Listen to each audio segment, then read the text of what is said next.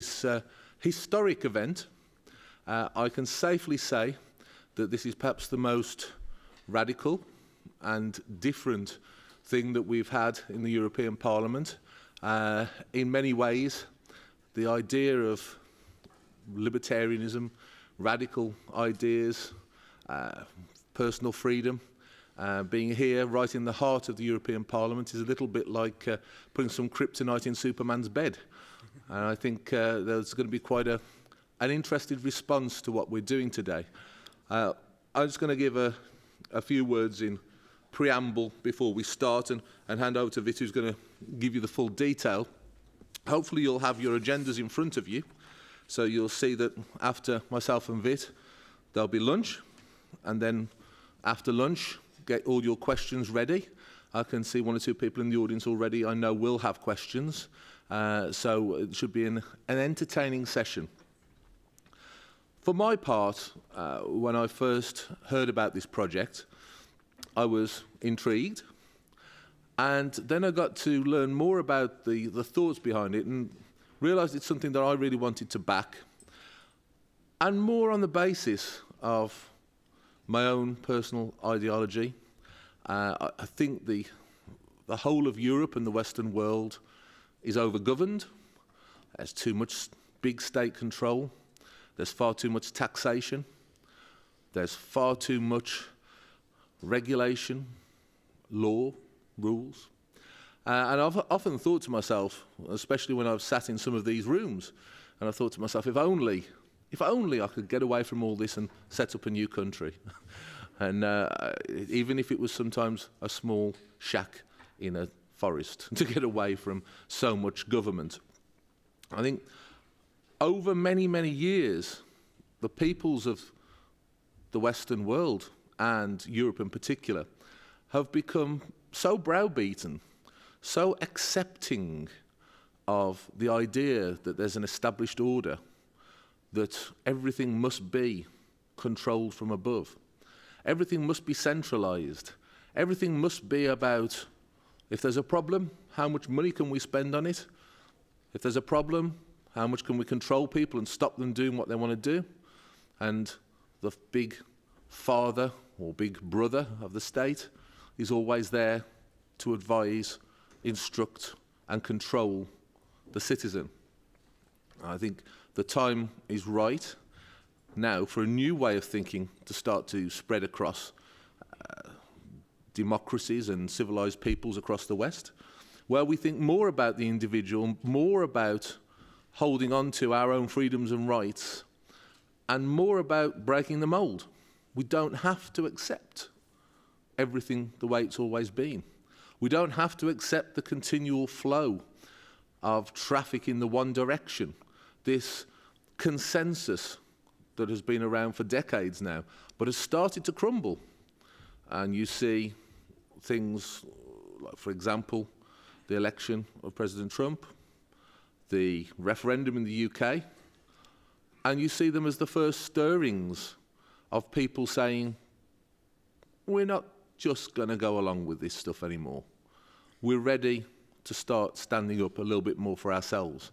And whilst it would be wrong to say that those things on their own are complete victories, and in fact there's many people here, not here today, who would have been, but they've had to be called back and involved in issues in the UK that have developed overnight, where it would appear that the establishment is wresting back power over the process of independence for the UK, in what I can only call a coup that has been planned now for a couple of years, and it's gathering pace. And unfortunately, with the issues going on in the UK, there are many UK MEPs and staff who would have been here but can't be. So for that we apologise, but there are many people who will be watching and wanting to know more about this and will be spreading the word.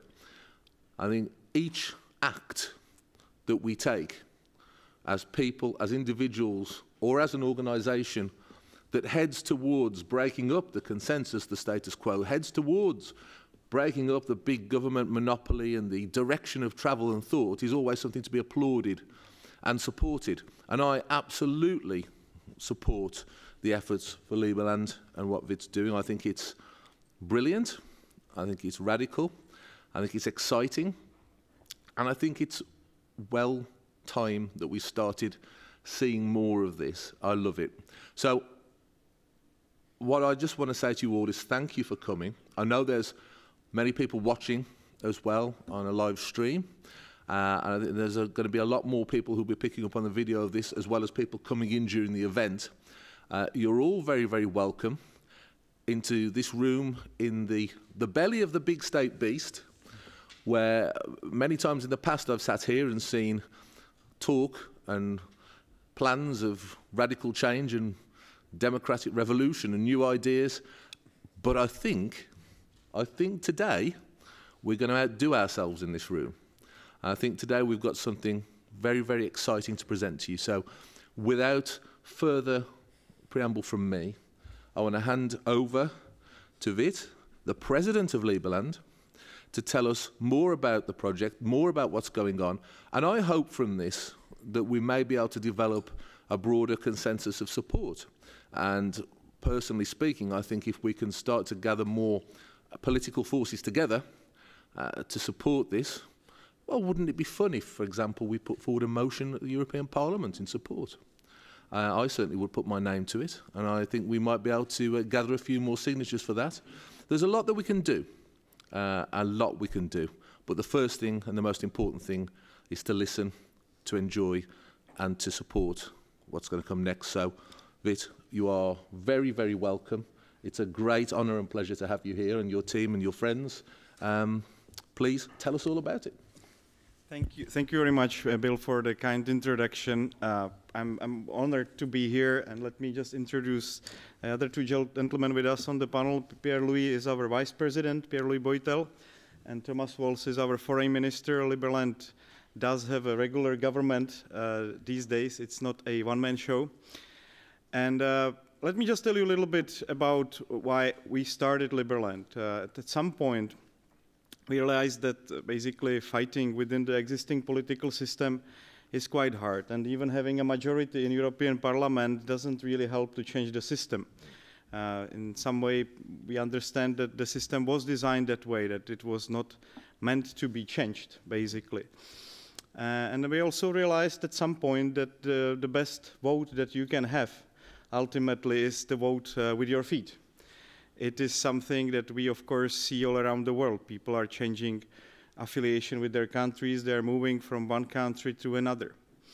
And we also realize that the best way how to change things is leading by good example, that setting up a new system that will be better than an existing one and attracting people to it is probably the best way how to inflict a reasonable change. So you can see behind me, it's a beautiful island, sandy island.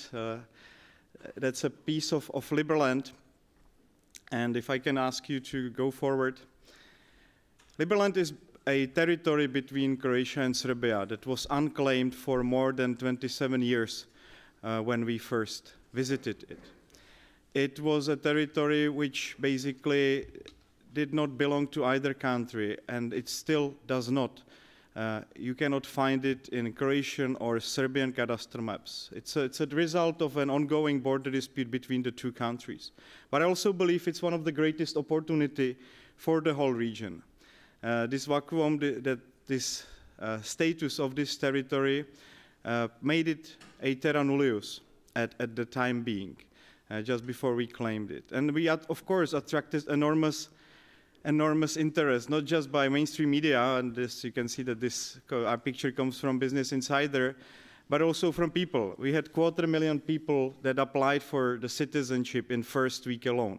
It was amazing time, and this continues until today. We still have roughly 500 people a day these days that are interested in citizenship of Liberland, and they are coming from all around the world. I think in Belgium alone, I think we have some 1,200 people that applied for citizenship.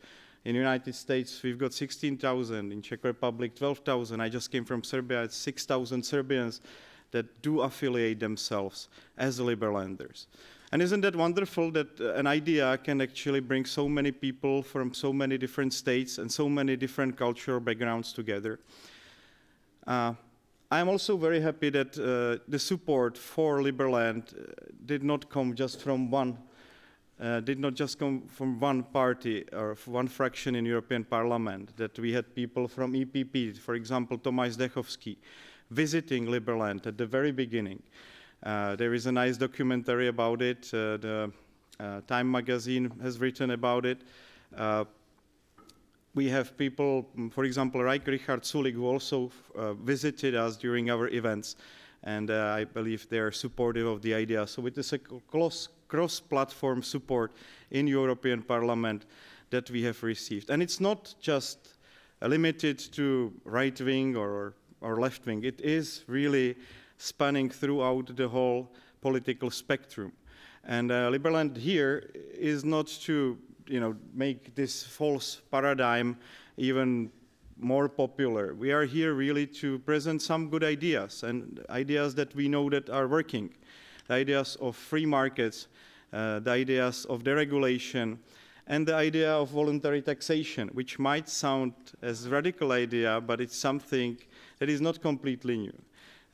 It was there also at the beginning of the United States. So we were characterized as a tax haven, and I don't agree with that sticker. We are not tax haven. We are tax heaven. We really want to build a new system of governance, a new system of voluntary interaction between the citizen and the state. We started Liberland on 13th of April 2015. It was the 272nd birthday of Thomas Jefferson, and of course we did that purposefully. We wanted to invoke the spirit of American Revolution and the spirit of Tea Party. And let me remind you that the Tea Party was started just because of some very small import-export taxes in the United States, yet it's still basically created a movement that has created the most powerful country on this planet. And of course, that country was based on liberty ideas from the start. This is how it looked. There was just one house, unfortunately, that is no longer there. There was just one flag, and for 14 days, Liberlanders could freely access Liberland from anywhere. But we know that after the CNN coverage of Liberland and after some serious debate in Croatian parliament, the whole territory of Liberland was encircled, and since then Liberland has become a protectorate of Croatia.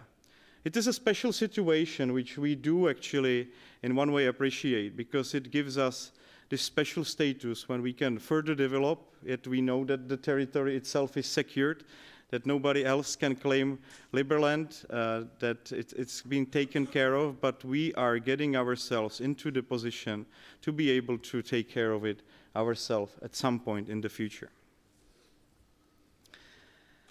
A wise and frugal government which shall restrain men from injuring one another, which shall leave them otherwise free to regulate their own pursuit of industry and improvement, and shall not take from the mouth of the labor the bread it has earned.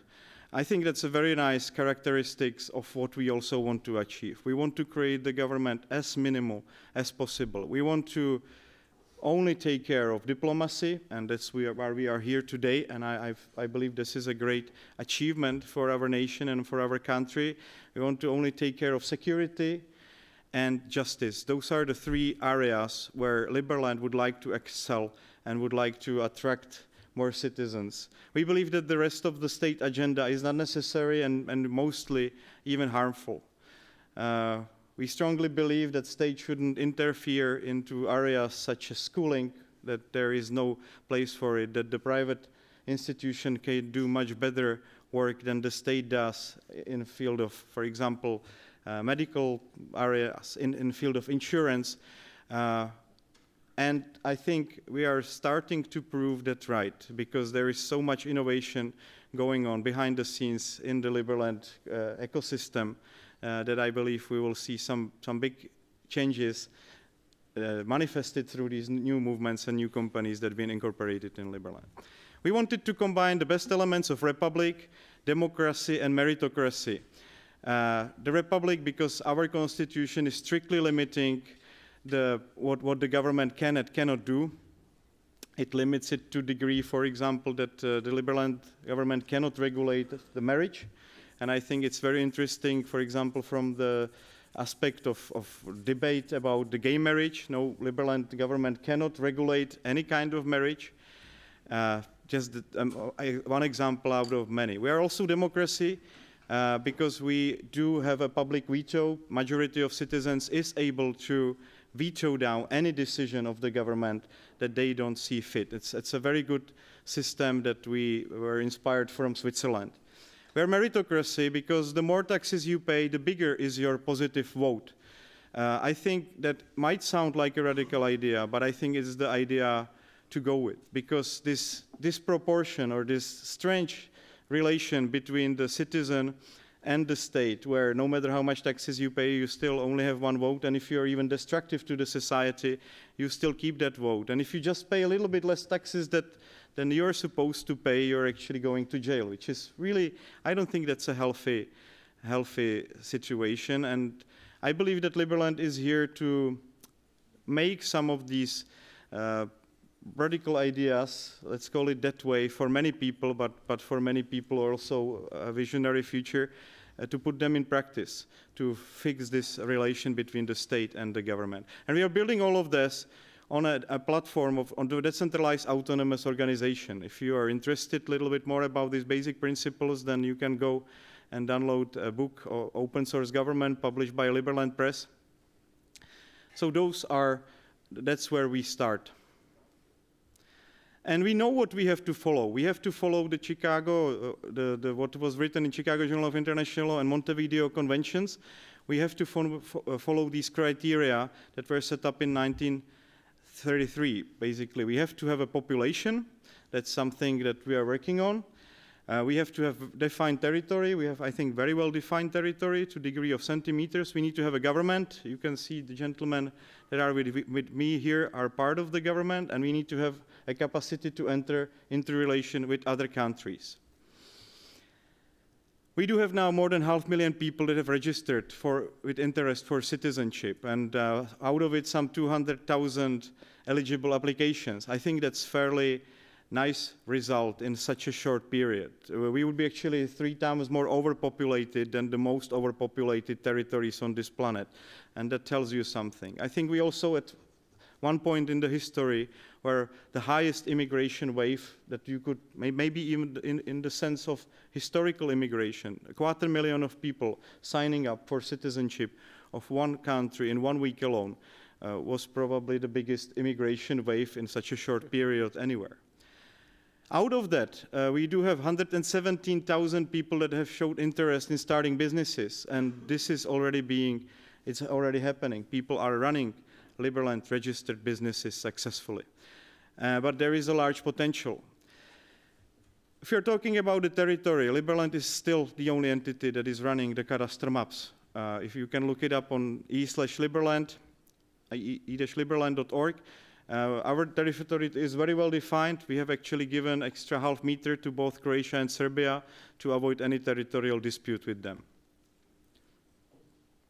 If you look into Croatian cadastral maps, you can see a white space, but we have received only 13 days after Liberland was born a very encouraging statement from the Foreign Ministry of Serbia. They stated that they don't mind creation of Liberland, and it was not formed on their territory.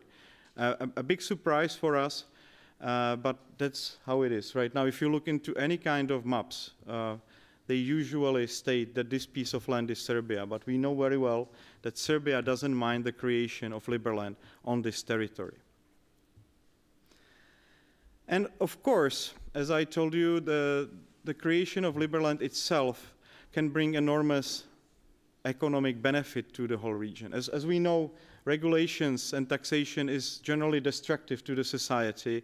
And we know that, for example, from European Commission itself, their estimate is that 3.5% of economy of EU is being distracted every year by overwhelming regulation. And we know that overall that effect in a time of 20 years basically destroys half of the European economy. We want to point that out, but we also know that the deregulation and freedom can have exactly the opposite. And we have calculated that the impact of Liberland to the whole Balkan region would be enormous. A similar impact like Hong Kong had to its neighboring regions. It varies, but the estimate is that we could probably higher the GDP of both Croatia and Serbia by 1 percentage point a year. If you're interested also in our cadastre maps, you can see some of the preliminary sketches how the territory could be possibly settled and divided. This is a very nice study from the Harvard University, that was proposed during the initial competition, initial architectural competition, how Liberland could look like. It is a study that would host 120,000 people, and it even included small international airport. I think that's a realistic scenario how Liberland could be developed. But let me show you also some of the more futuristic visions of how Liberland could look like. That's one of those. I think that could be the early stage of development of Liberland, because this vision was completely building a completely independent infrastructure which wouldn't need any connection to either Serbia or Croatia. And amazingly enough, you could see these little capsules. They have started to be mass-produced in Slovakia last year, and our representative, by complete coincidence, has become the marketing director of that initiative. So 2.5 years later, we see that there is a move towards this solution. Please, yes. There is one outstanding project that has been shown last week in Rome by Bianchi Studio, and you have actually the brochures, and I could also show you a short video. It is a proposal for the first building of Liberland, which is very futuristic, also completely independent, does have some very bright ideas, and I think that would, of course, this building itself, which they have estimated the budget of roughly $350 million, would be something extraordinary that could be built in Liberland. But Liberland is not here, and our government is not here to make the decision on that. We would really like to have an open space for all these ideas, for all these architects to sit together with the investors and come up with the best solution for the development of Liberland itself. As I told you, we do have a government. There is now on the picture the rest of the crew that is working tirelessly on development of Liberland, starting from the left, our Minister of Finance, Jan Pulkrabek, Thomas Walls, who is here with us, our Foreign Minister Bogi Wozniak, my First Lady, and that, of course, she's got bigger say than it is visible on the picture, but she is still integral part and also member of the preparatory committee of Liberland. Then our representatives, and then the last person on that picture is Ivan Pernar. He is amazingly supportive of what we are doing. He is the member of Croatian Parliament and also founding member of the Živi Zid political party. That party has become, from 3% 3 years ago, a major political player in Croatia, and I would say they are the single biggest political entity that supports development of Liberland. Now they have 14.5% according to latest polls, and they have become a strong supporter of our cause in Croatia. Right now we don't have a Minister of Justice. We used to have a lady, Zorana Koromaza from Netherlands originally, but the push has been towards a decentralized justice system. We have a partner, Kleros, which is building a first system of decentralized justice. We want to provide a very fast arbitration that would attract people to actually come to Liberland and settle their disputes. I'm not going to go into technical detail, but I know that what we are building will be faster, cheaper, and I also hope more just than the traditional justice systems. We're building our own governments together with Daostek. That is a leading company in development of decentralized governance on blockchain. And I also believe that this type of governance can bring much more transparent and much more efficient systems than the traditional typical democracies. We have our own token, or our own coin from very beginning. It's called the Merit. It is let's say, naturally driven currency, but we are planning, together with our governance, to introduce that currency as our token in the future, as some sort of share of Liberland. That's the serious part of my presentation, the first part. But of course, you cannot have a real country unless you have a very strong community, which does support Liberland from all its traditional national roles. And I quite like this quote. You can be a real country unless you have a beer and an airline. It helps if you have some kind of football team or some nuclear weapons, but at the very least, you need to have a beer. And I discovered that quote quite some time after we actually had our own first national brewery. That brewery bankrupted, by the way. That was the Liber Ale. But right now we have Liber Beer, and it's doing great. It has been brewed by multiple breweries around the world. I just came from Serbia, and they're brewed by Dogma Brewery. It is a flying brewery, so it's quite decentralized, and I hope that we will also have a first brewery inside of Liberland early next year. It's a great beer, by the way. I'm very proud that we have probably one of the best teams or developers of new tastes of beer behind us, and that you can enjoy it. And I saw that you have one in your office, actually, from your visit in Prague. Yep. We do have an airline. It is working quite flexibly. It is basically Association of Liberland Plane Owners, but it's doing a great job. It helps Liberland government a lot. It flies us whenever necessary. I think it now includes 8 private jets, some propeller planes. I think there is also one in Belgium, 2 planes in Germany.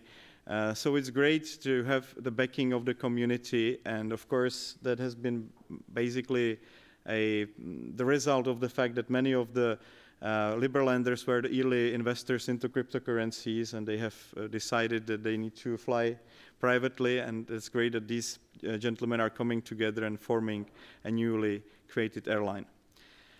We have also had a beautiful success last week. Miss Liberland has become the vice miss of this beauty contest in Naples.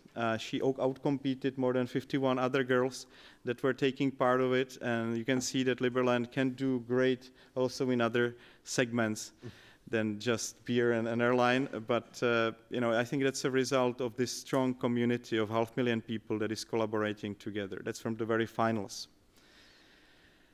And as I told you, we do have a vibrant community of entrepreneurs. I think that one of the first companies that was formed early this month was Liberland Jobs. That is a portal that basically allows people to get employed using cryptocurrencies.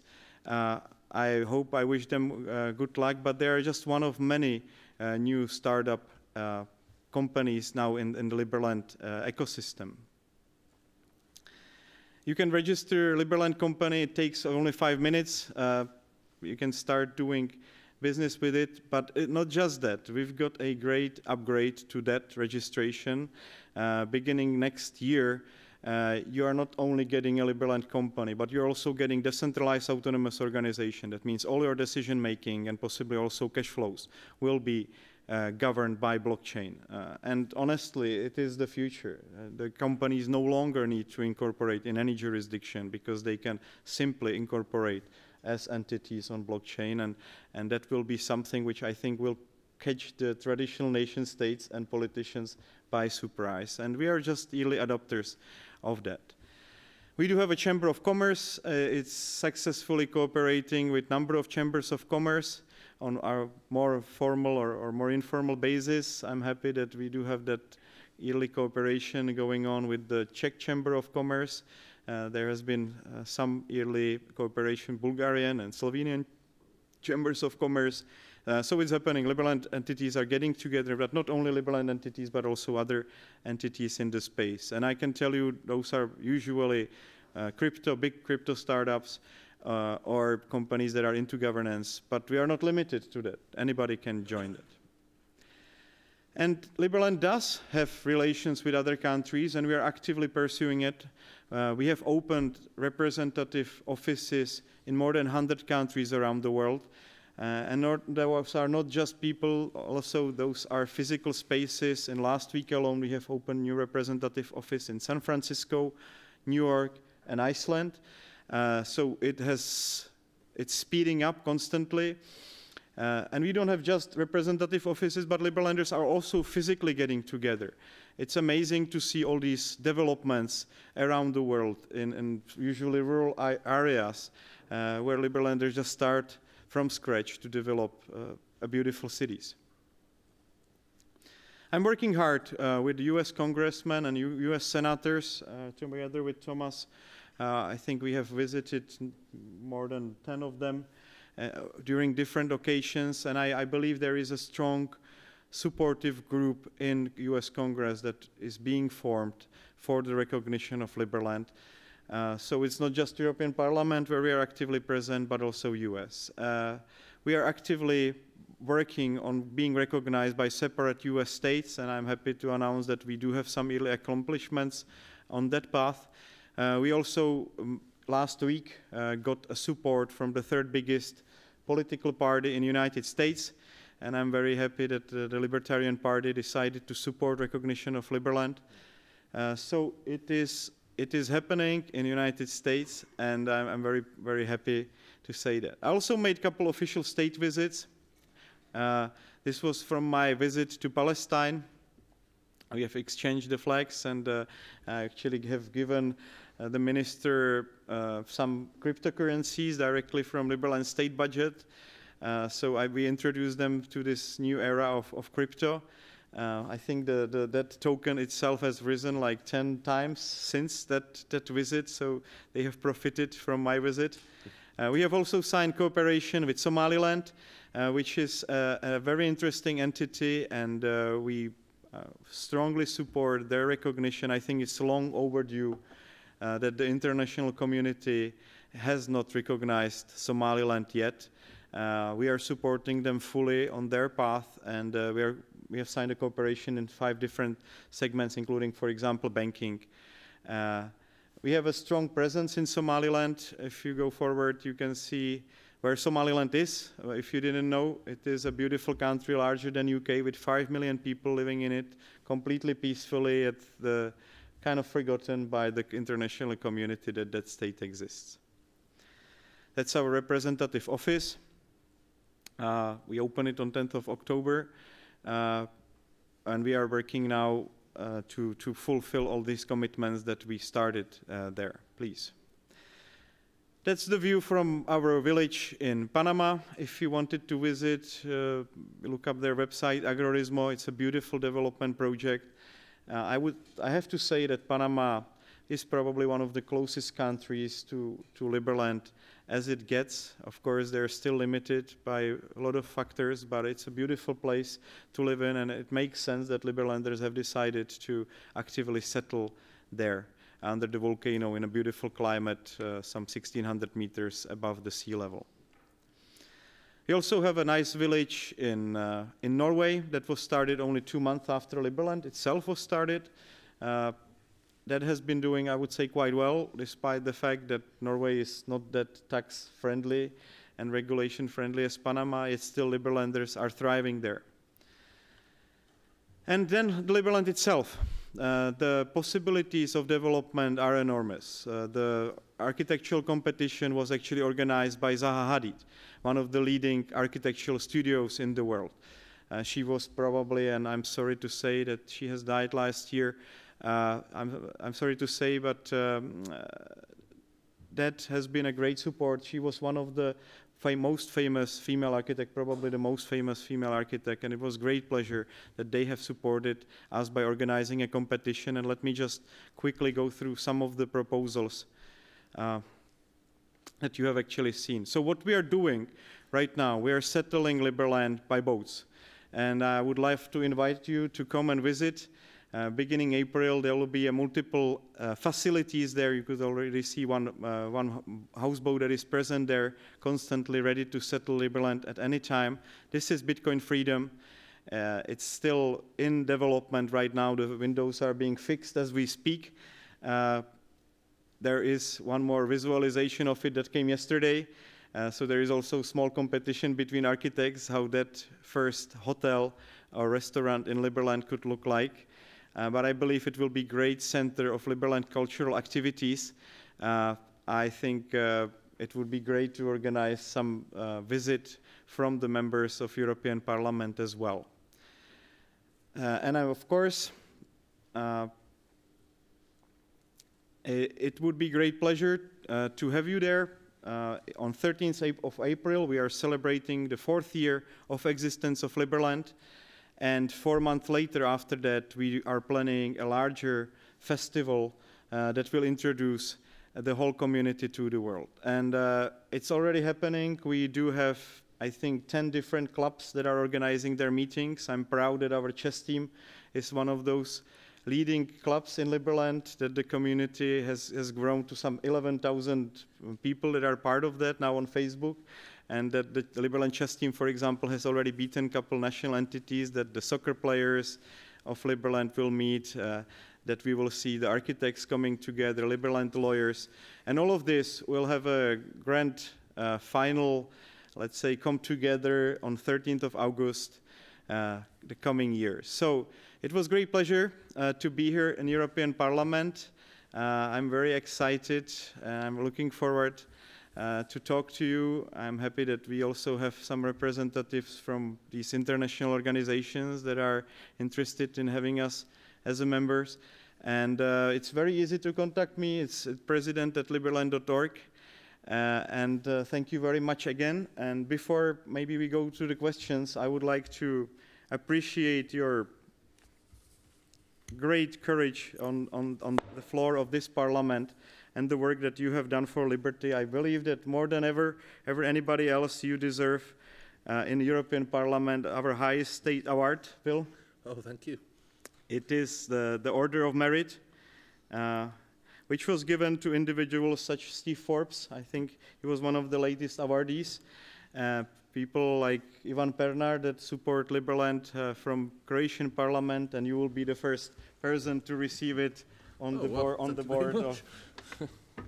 board of European Parliament.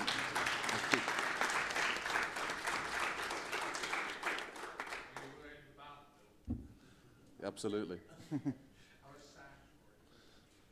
Awesome. Thank you. Thank you. Thank you very much. Well, I'm rather surprised by that last part, and it's the first medal I've won since junior football team. But this is a far more important one, and I genuinely appreciate it. Thank you.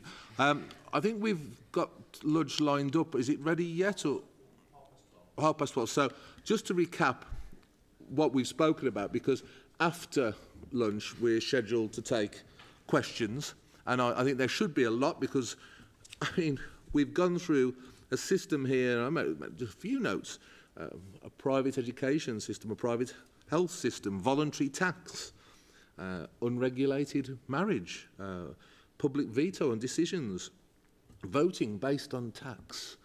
How interesting. Heard of taxation, no taxation without representation. There's a twist on it, very interesting. Business friendly, that will increase the GDP of the whole area.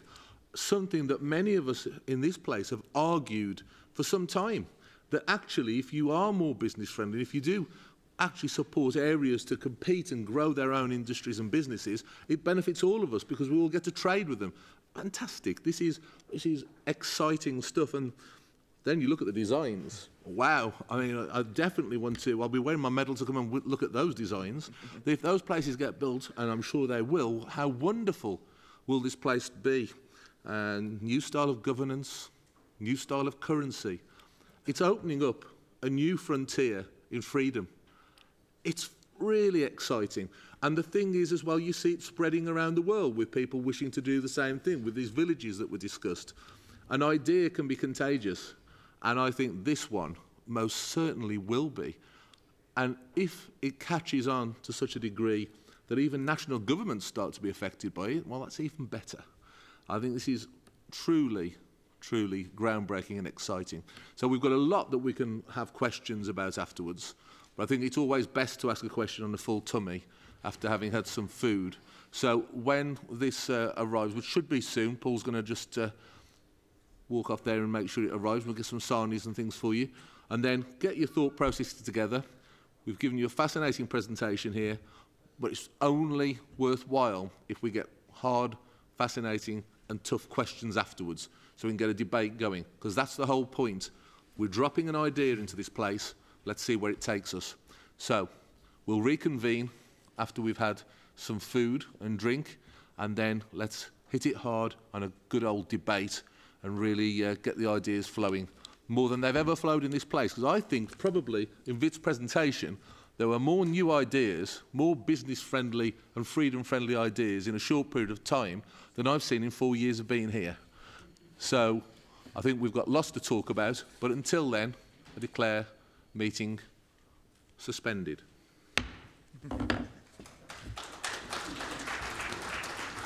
Excellent start. Thank you. And we've got a few people who will definitely ask questions. Awesome. And we've got this European news portal here as well, which is brilliant.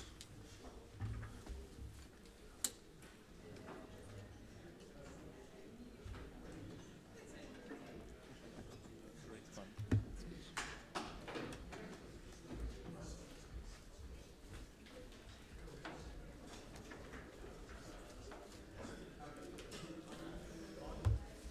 Okay, very nice. The speech improves. Yeah. Yeah. Well, anything can be improved, but yeah. Well, there's always new things going on. You know, with the vote, with activities in Apatine. So Have you been there recently? not recently. The last time was April, and that's when the other we were using the other ship, the Liberty, the SS Liberty. But I enjoy going there, and Dave and I went to Croatia after. Because Vit's not allowed into Croatia, but we are. We don't have to do it. And we got into their parliament and spoke to Pernar and his friends and he introduced us to other people in Croatian parliament, including he introduced me to the guy who said Liberland must be stopped. Ah, yes. He's the former foreign minister. And Pernar introduced me to him. He said, oh, you got to meet this guy. He's a guy from Liberland. And he was nice to me. So we shook hands and talked a little bit. And, he didn't throw me out. So. But what exactly they are afraid of? That they will finally lose the case with Serbia? Yeah. Well, also it's very close to their border. It's not in their border, but it's very close to it. So, and their intelligence services are very paranoid. That's their job. CIA, KGB. It's their job to be very paranoid about any movement, even if it's not in your border. So they're very suspicious of it. But most people don't even know. Most of the members of Croatian parliament I spoke with knew a little bit about Liberland, the news articles, but they didn't know how serious we are, if we still existed. They just didn't know. Of course, there's a lot of other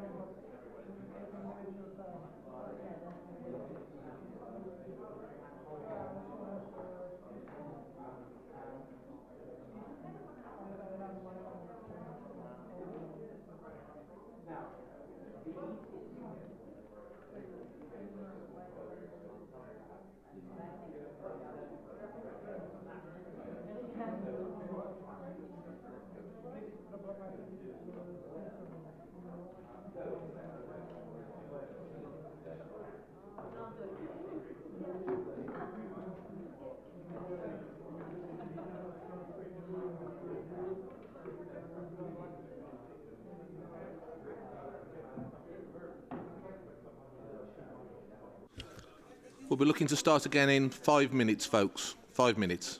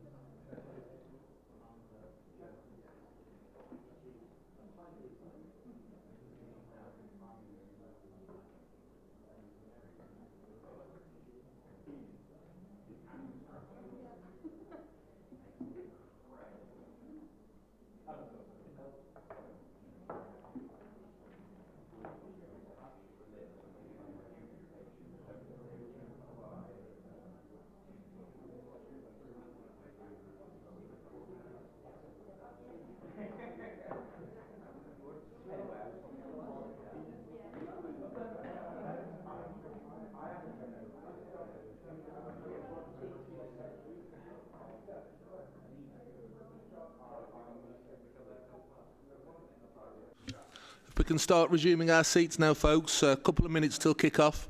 So those of you who are still enjoying the great food, please feel free to bring it back around with you.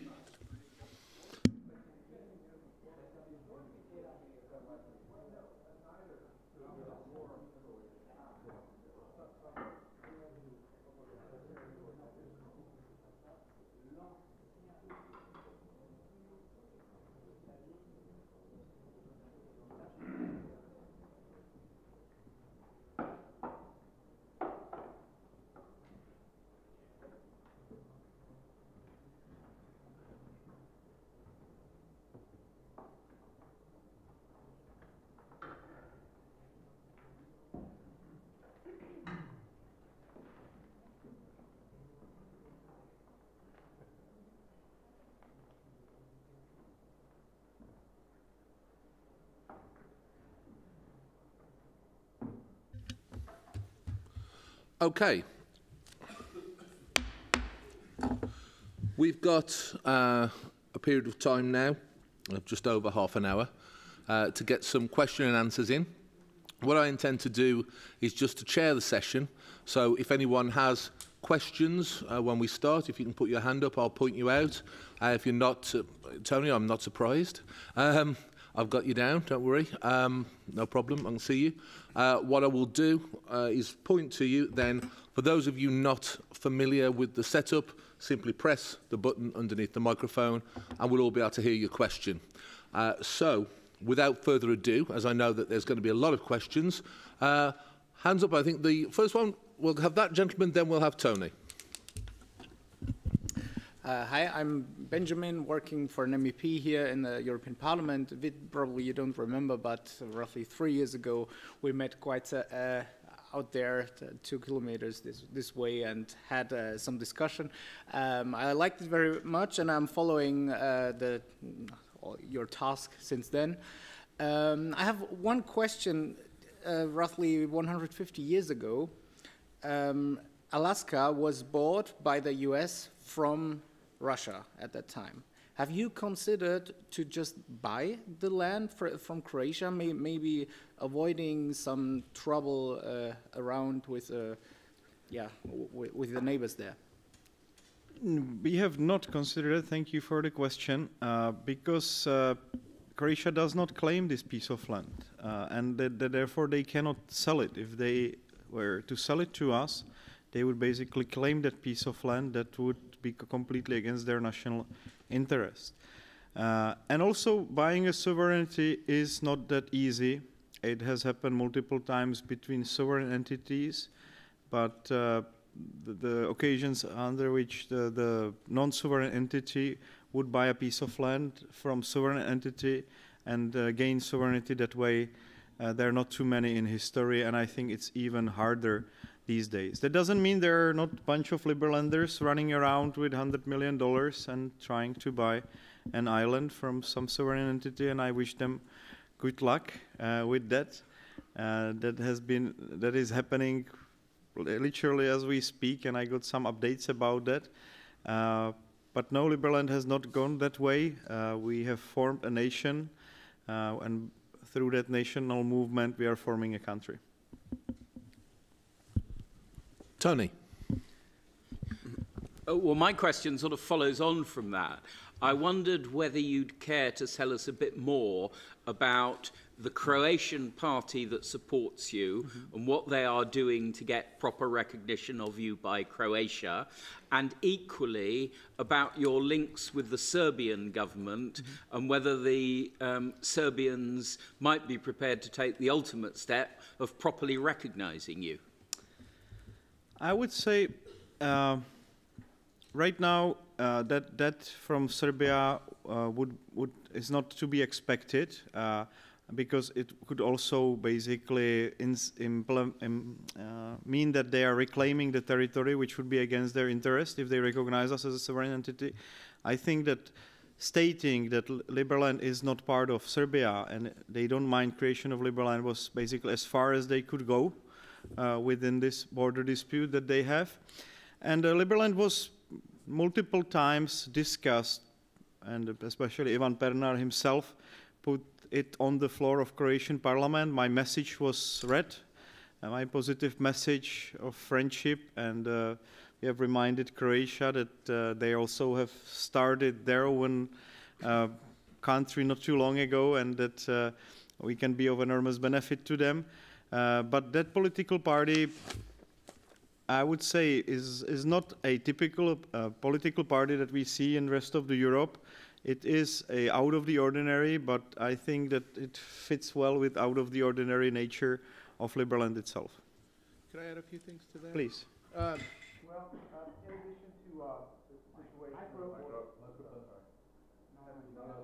to the situation... Hello, testing.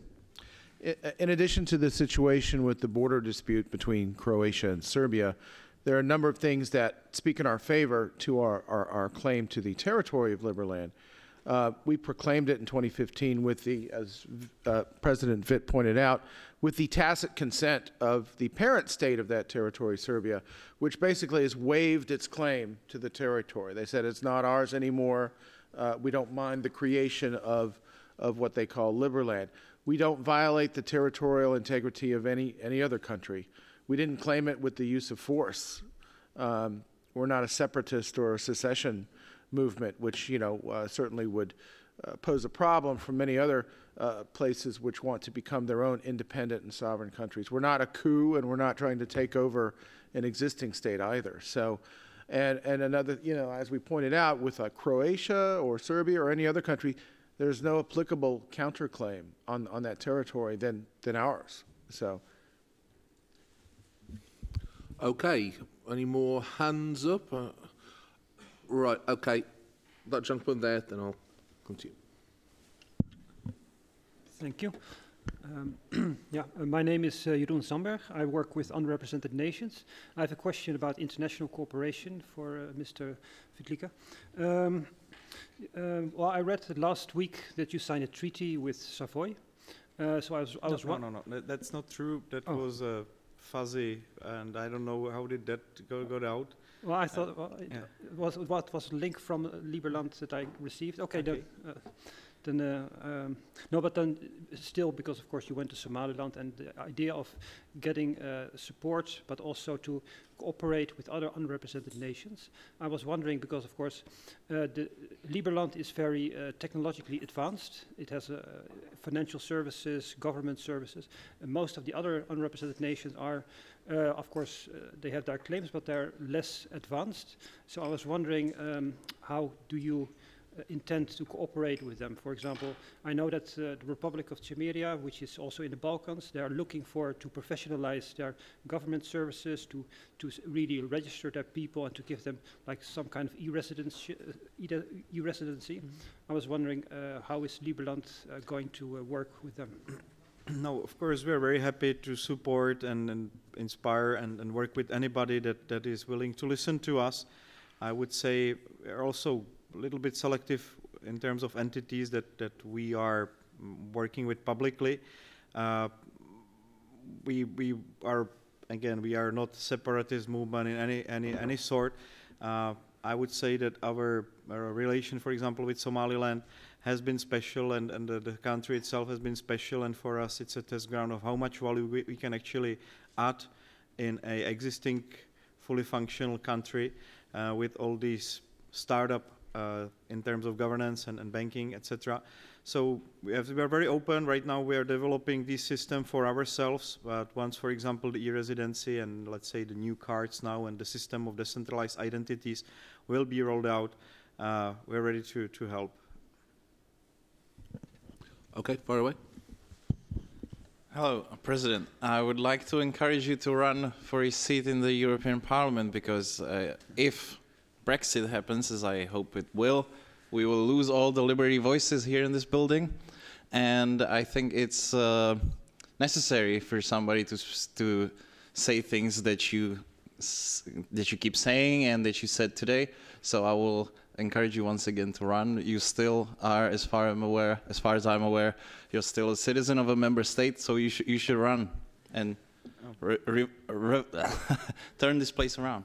Thank you very much for encouragement. I will consider it, but I still think it would be kind of downgrade to whatever I'm doing right now. And my mission it lies a little bit with the different quarters, but it's not completely out of question. Thank you very much.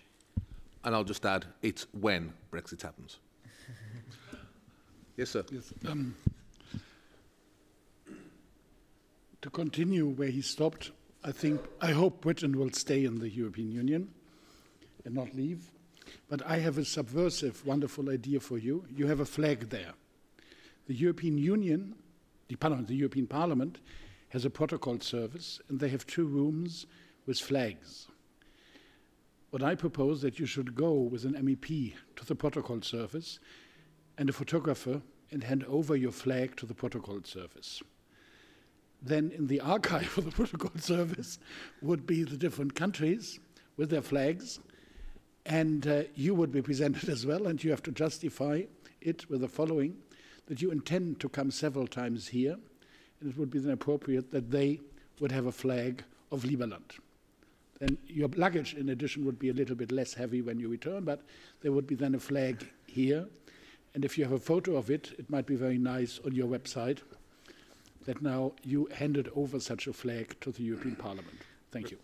Thank you for the idea. I think we will turn it into reality shortly. Hello. Can you? Yeah. Okay.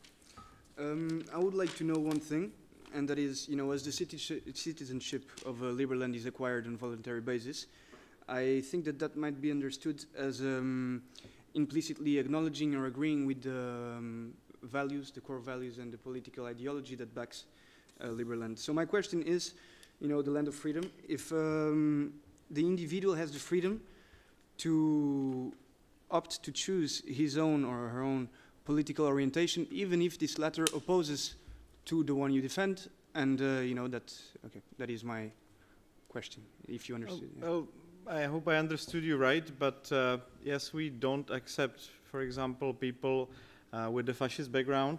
We are selective in whoever can become a citizen of Liberland. We believe that the government should have a say in whoever becomes a voter or citizen of its own country. I think that it's important to keep those clubs, but of course it's decision of every sovereign country what will their immigration policy will be. But with us, we are selecting our own citizens. It is the way that we have decided to go for, and people have to simply do something for the country to become citizens in the first place. The system of taxation is voluntary, but the initial, let's say, push that has to come from a person applying for citizenship is not voluntary. That is something that we are expecting, and doesn't mean that a resident of Liberland has any less rights than a citizen, but that means that he simply doesn't have that status yet. Thank you. A selective immigration policy, what a good idea. Okay, so I saw some of the hands up, I didn't quite catch you. You, sir. Press the button. Press the button on the bottom. That's it. I have a question about the cryptocurrency. Do you intend to make it a stable currency, or what are the economics behind? That's a very good question.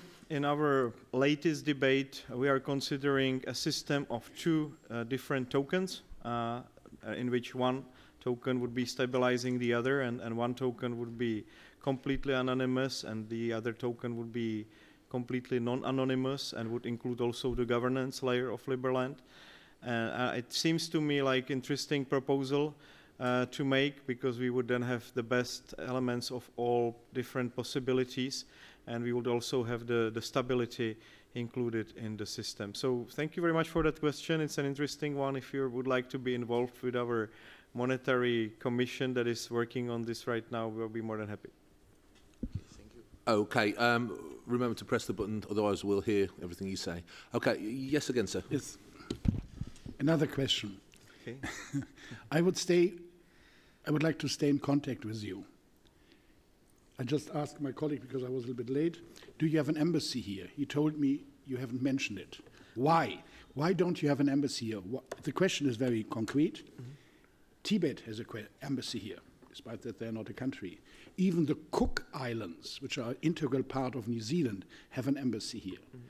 I think to have an embassy, possibly you are too authoritarian by your education. You think you have to be recognized. No. What you can do, you have an apartment here, or a friend of yours an apartment, and you put outside Embassy of Liberland. And if this might put problems, you write quasi-embassy or whatever. But so this is we are running representative offices. Yes, but you can do it even tomorrow.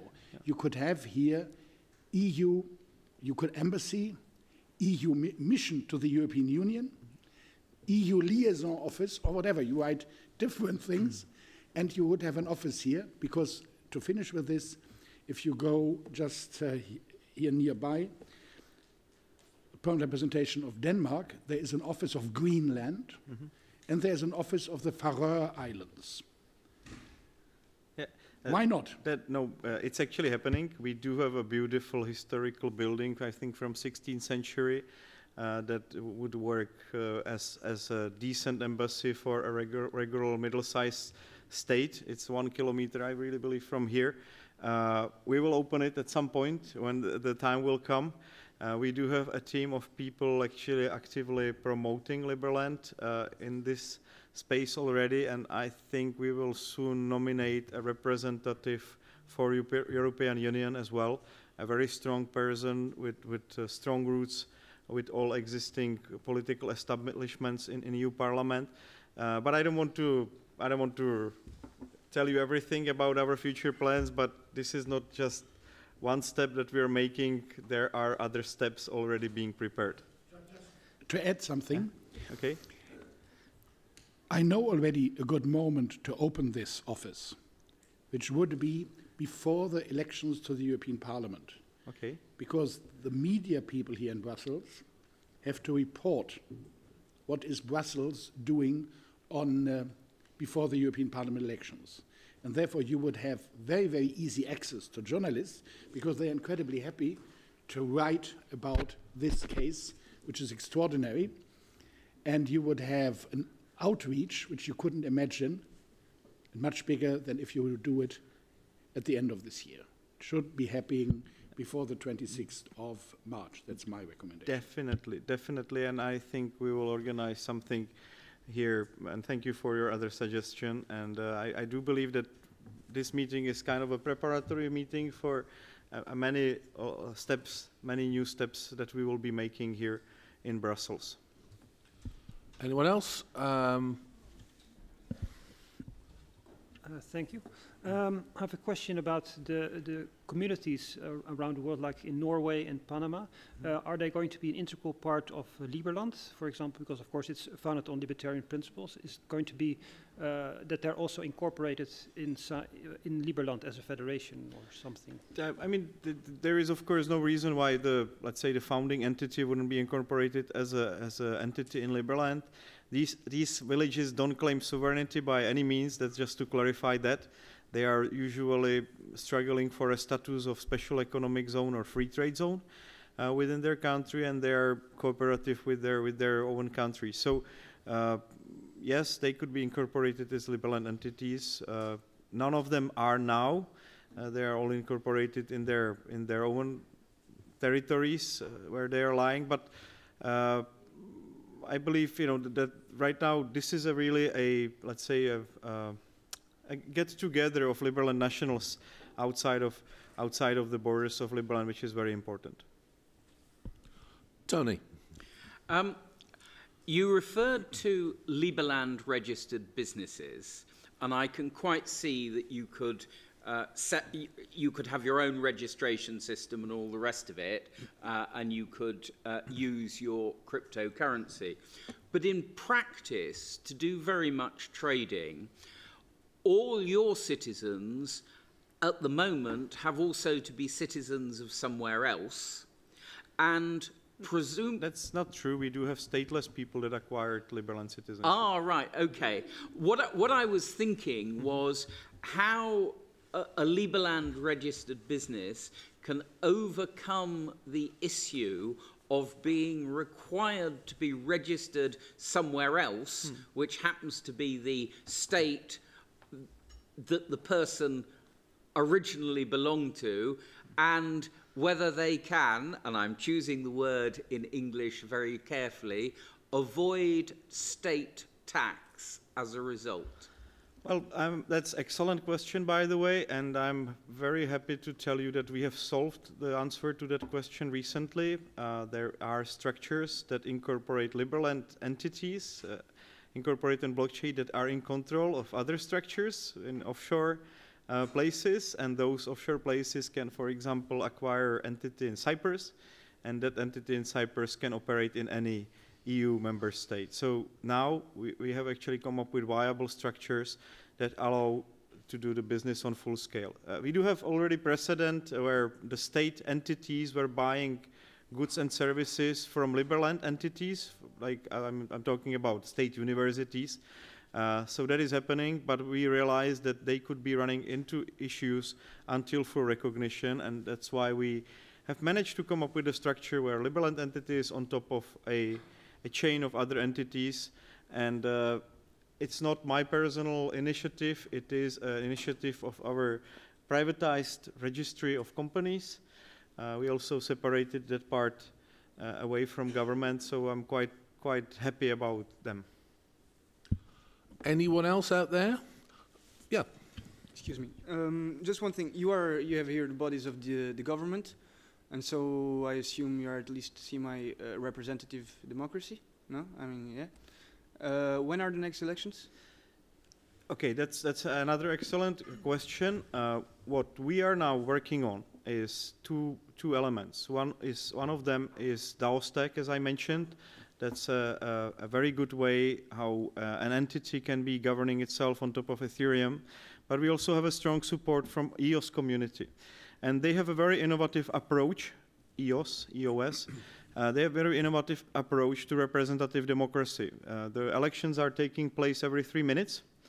It is a very interesting system on top of blockchain. The EOS itself has fundraised. It was the most successful fundraise in the arena of the ICOs. They have fundraised over $4 billion in 1 year alone.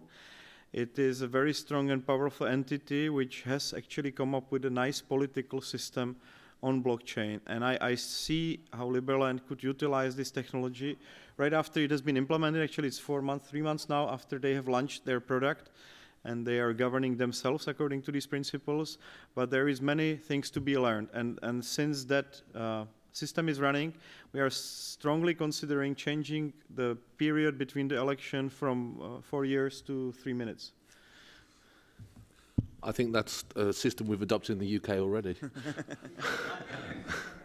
All right, is there anyone else out there? This is your big chance to hit us with some tough questions. Yeah. Just a simple question. How large is the budget of Liberland? No, we're very happy that our budget is small and limited, and I think we're doing very good work with that budget.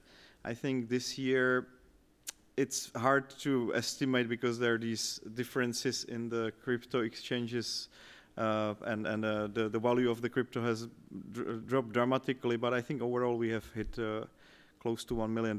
But I will see. I will have to see the Ministry of Finance report for that, which should come out fairly soon. And how you feel it?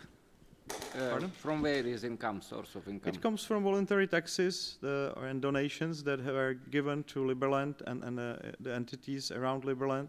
So we have not threatened anybody to give us the money that Liberland is operating with. Thank you. Great. Did I see? Yes, Tony. Well, I know it's my third question, yeah. You mentioned Norway, Panama, and Somaliland in your original presentation. Now, I can quite see that in the case of cases of Panama and Somaliland, the state is, those two states are relatively loose, and I can quite see that you can develop within the loose state structure that currently applies in those two countries a fair degree of autonomy. for your village. Norway could not be more different. Norway is a very rich, very advanced state, and in some areas of the law, it has very restrictive laws on individual freedom and a substantial bureaucracy attached to it. And I would therefore be interested to hear about your relationship with the Norwegian government, because your citizens presumably have to be part of the Norwegian bureaucratic structure. They have to obey all the laws of Norway, including some of its laws which are quite restrictive on individual freedom. And I can't actually see, other than the pleasure of being a citizen of Liberland, which can be a pleasure I can see in its own right, but you're still stuck within the Norwegian rules, regulations, and bureaucratic system, aren't you?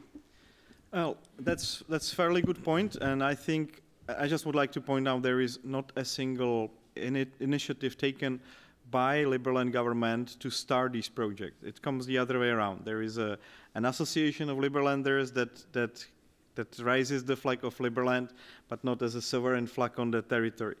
And that's a fairly good point. I think they have kind of hit the limit. They are already struggling because despite having all the approvals, the local council has put some barriers to their further development, and they can see it as a potential tax revenue from very beginning. So in Norway, I would say they're doing great, but I have heard stories coming actually in last month that it might be more difficult than what they have expected. So yes, that's true that Norway is difficult, but I think that's also a challenge. And there is another element to it. You're probably aware that, for example, the Jews have been successfully running their own communities, and also their legal systems were accepted by the hosting countries for many centuries. And that might be also the case with Liberland communities. They might be dealing inside of the Liberland justice or inside of Liberland jurisdiction, yet residing in a different jurisdiction. And that is actually the case with all the smart contracts and all this technology that is being developed. We might actually fairly soon see that the amount of processes that are happening on top of this EOS platform, and I'm not talking about Liberland EOS, I'm talking about the EOS platform that has been launched, might be much larger than the amount of transaction happening with other nation states, and the amount of arbitration going on might in a couple of months supersede the regular mid-sized country.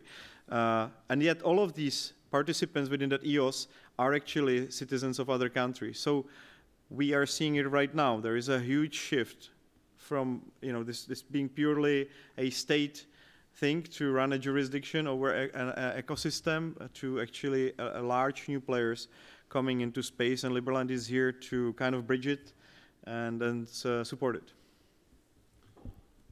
Anyone I've missed who's got a question? Yeah. I have a very important topic that is architecture. We talked about architecture, and I would like to know, as you might know, we don't have a country without any buildings, and I would like to know when is the next architecture contest, and when is the very first Liberland building ever constructed? When will be the first one? It can be a tiny project, but if we do a settlement there, it will be harder to make the access to Liberland not possible. I mean, when will the first building ever be constructed? That's a very good question again. I would maybe ask you to look into YouTube for the Liberland seat design. That's the design that you have seen in the brochures. I think that's a very nice proposal for a first building in Liberland. That's a question, of course, that heavily lies on the political climate in Croatia. But meanwhile, we can do some amazing things on the river itself. And I think next week we will see a complete conceptual picture of how that village could look like. And right now it's possible for you to actually come to Liberland, visit it, and buy for 30 to 60,000 euro a very nice houseboat that might work for you much better than a traditional house based in Liberland, because you can move in and out of Liberland at any time, depending on the security situation. You can visit all the way to Istanbul or travel around the world or go all the way to Germany, because we are based on Danube River. So I think that's actually an amazing opportunity. Liberland City's YouTube video. So that's amazing opportunity for Liberlanders now to get together, and for other people also to have fun and buy properties. So there is now this investment fund being formed into Liberland properties as well. And literally, as we speak, the legal foundations of these things are coming together. Anyone else? Yeah. Apart from the Liberland seat, are your citizens going to be able to buy a property and build their own houses, or just live in the no, definitely, of course. We are planning a series of auctions that will make these sales possible. That's what Liberland is backed by, basically by the land of Liberland and by the fact that it will be sold. I think the only tax that we were considering in our constitution was the land tax. So that was one of the things, but that also might not be the case, as the land might only be rented, as in a similar way like in Hong Kong. So I hope I answered your question. Well, I think Mr. President. No, I just wanted to point it out in what Vit said, the Liberland seed in the brochure that we've distributed, as well as the video that's online, has a great architectural concept while, preserving the nature of the region. And I think units for sale would probably be, that might be a good idea as well, to purchase your own unit in this structure. So. Okay. I'm looking round to see any more hands. Yes, sir. Mr. President, I have a question regarding the environment of Liberland. Is the government of Liberland going to regulate like emissions of factories and stuff on Liberland? Because I know you want to be a very sustainable and green nation. So how is that going to work then? Right now, I think we will be heavily relying on the fact that Liberland will not be connected to other networks. By the way, we are quite lucky because there is a high power line that is connecting Croatia and Serbia, which was built during the war. Very interesting thing that there were actually grenades being shot from both sides, and at the same time they were putting these wires in between the two countries, and they're only, I think, 500 meters away from Liberland. But I think it will take time for us to connect to that network, and meanwhile we'll be fully relying ourselves on complete sustainability and energetical independency. So I'm happy that we do have a support of the second largest seller of the solar panels. And we do have their full support to a degree that they sponsor any solar panels that we need so far. Our time is nearly up, so if anyone's got anything they want to say, now is the time. Or I will. Oh, yes. Just look it up on YouTube, please. Is it working? I have a short question about the language. As the Liberland is situated in the Balkan Peninsula, which language would you prefer people to speak, or would that be regulated, or English would also be part of it? We are feeling very strong about Liberlandish. It is kind of special Slavic English accent, which I think most of Liberlanders, sometimes we joke about it, that the best Liberlandish is actually spoken by the Croatian policeman. But on the other hand, there is a convention being prepared by the Inter-Slavic Society, and they have come up with a completely new language, artificially made, that incorporates all the elements of all Slavic languages, so everybody from either Russia, Croatia, Serbia, Poland can actually understand like 95% of it. It's a very interesting case, and I was considering adapting that language as a second Liberland language, because that would be quite interesting use case. Unlike, for example, Esperanto, which nobody can really understand, this language can be understood by 10 or 12 other countries. Yeah. Right, we'll have to round it up quite quickly after that because we're running out of time. But yeah, fire away. One last time. I just want to combine my two questions. And so basically, if the country has a selective immigration policy as well based on the political ideology of this one person applying, and but there are still elections, I just wonder who is going to oppose you ever? If you do not want anyone entering with a different political ideological background, is there ever going to be anyone in an election who thinks differently and has a different approach for Liberland? Of course, and there are already people inside Liberland that do have different opinions, and their opinions being manifested. But first of all, I would really like to tell you that it's not my intention to stay president. I would actually like to start with other endeavors. My intention is to get the Liberland governance working on its own as soon as possible, and this form of decentralized autonomous government is exactly what will allow that to happen. But I think it needs to mature to some degree when the technology itself will mature, and we are actually, Liberland is right at the spot when this technology is becoming available. So we're at the very right time of the history when these autonomous governments are being born, and we will see, of course, many more of them to come. I personally know about, let's say, 10 other different competing projects that are not published yet, but they're being born right now. Okay, on that, we're coming up to our time. I want to thank Vit and the team for coming and give us this absolutely fascinating presentation. This has been one of the most stimulating thought processes I think we've had in this place, well, certainly ever for me. Thank you all for coming. Thank you to the team, Paul Brothwood and Jeremy over there, and the rest of the guys who've been involved in working this out. We're going to be around for a little bit if people want to talk.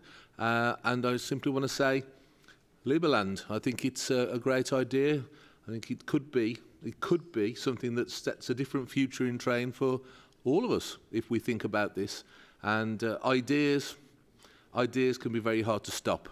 So when this one gets up and running and is a great success, I think it may well spread across the world, and I certainly hope so. So here's to more liberty, more freedom, and Liberland. Thank you very much again. Cheers.